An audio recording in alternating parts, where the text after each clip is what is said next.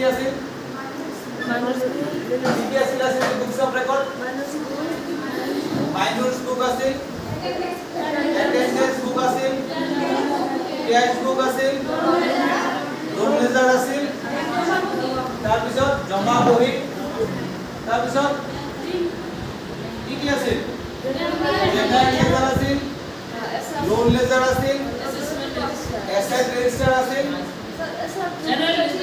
general laser আছিল asset register দেশে লাগিব এসেট রেজিস্টার লাগে ফিক্সড এসেট রেজিস্টার যেগুলা বস্তু ফিক্সড হবে কি না হয় চেয়ার টেবিল কম্পিউটার হ্যাঁ তাৰপিছত আলমাৰি এইবিলাকৰ কাৰণে এসেট ফিক্সড এসেট বনাব লাগে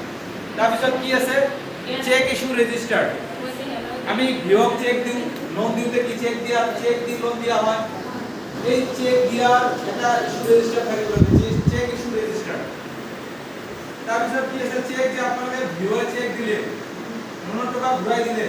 চেক দি ঘুরাই দিলে তেতিয়ালে আপোনালোকে কার পৰা কি চেক পালে এইখিনিও চেক